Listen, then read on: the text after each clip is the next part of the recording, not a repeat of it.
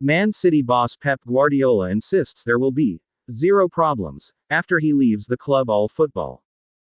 Pep Guardiola has lost a few battles against Manchester United with home defeats against teams managed by Louis van Gaal, Jose Mourinho and Ole Gunnar Solskjaer, but Manchester City always seem to still win the war. The reigning champions are expected to dominate today's Manchester derby and consolidate their chase for a third Premier League title in a row. Guardiola hasn't finished below United since he arrived in 2016, and the gap between the clubs grew to a massive 35 points last season, prompting the appointment of Erik ten Hag at Old Trafford. The big question is whether City's success can continue beyond Guardiola, whose contract runs out at the end of this season without any clear indication about his longer-term future one way or the other.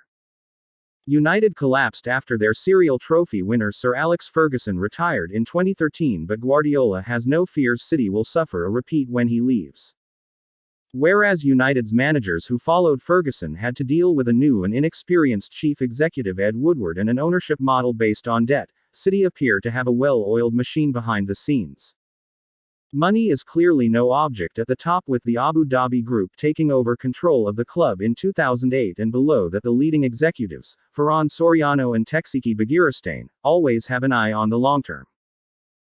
They are credited with luring the hottest property of the summer transfer window, goal-a-game striker Erling Haaland, to the Etihad, when every club in Europe wanted him. Asked about his vision of a post-Pep Manchester City, the 51-year-old could not have been more affirmative. There will be zero problems. I am 100% convinced about that.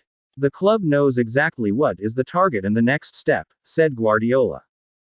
They know the strategy. They know what they have to do right now, after the World Cup, next season and then the following seasons. When a club depends on one person, they have problems because the club is not solid. It is unstable. The foundation of the club is why the team is solid. If the club just depends on Pep, then the club is not doing really well in this period. If the club depends just on one player, like the striker who scores the goals, then that will not be a good team. Guardiola's views will bring tears to the eyes of United fans who have seen the deterioration at their club since 2013, though Ten Hag has made a promising start in pressing the reset button after 9 years of hurt. Whereas Ferguson dominated every part of Old Trafford when he reigned supreme for 26 years, leaving a huge vacuum when he departed, Guardiola insists it's different at his club. I never buy the players. I never sell the players. It is not my money. It is the club, he argues.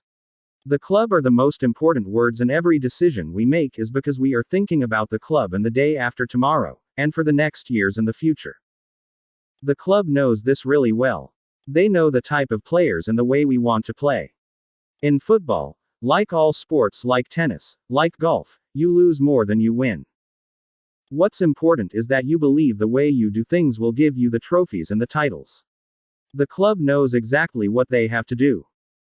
Without stability at the top, the United managers who followed Ferguson struggled. David Moyes, Van Gaal, Mourinho, Solskjaer and Ralph Rangnick. They have not won a trophy of any kind for more than 5 years, their longest barren run since the 1970s. In a sense, Guardiola feels Ten Hag, who once worked as part of his staff at Bayern Munich, has come into the club at the right time with expectations reduced. Imagine taking over at United after they had won 3 Champions Leagues or 3 Premier Leagues in a row.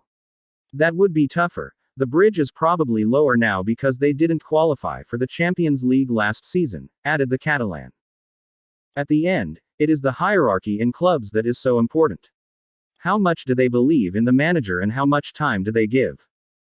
Results matter, but the clubs also has to look at how he trains, how he behaves, how he solves problems, how he handles the media. The club must trust what he is doing and give time. Football, like many things in life, needs time to be solid. If you change managers and players a lot, it is more difficult. Look at all the managers who have been at United since Sir Alex. Come on, are you going to say they are not all good managers? No way. If Erik works now, good for them. I have a lot of admiration for Erik. We know a little bit about each other because we were 1 year together in Munich. I don't know more than that. We don't have a close relationship, but what he has done is absolutely incredible work in Holland. If United trust and let him build a team by giving him years and years, that will be welcome. If you don't win, then you're in trouble. Ten Hag showed mettle to make changes, dropping Luke Shaw, Harry Maguire, Cristiano Ronaldo and Fred, after humiliating defeats against Brighton and Brentford. United have improved immeasurably since then, beating Liverpool and Arsenal, but this will be their biggest test. Likewise, they will be a step up in class for City, who have had a relatively easy fixture list so far, allowing Haaland to bag 14 goals already for his new club. Players from all over the world will be on show at the Etihad, but the fixture still carries extra importance for the fans, and those players who grew up locally, like Phil Foden, who has supported City all his life. It's nice that he's a City fan and important for the club, but it does not mean he will play good or bad in the derby, says Guardiola.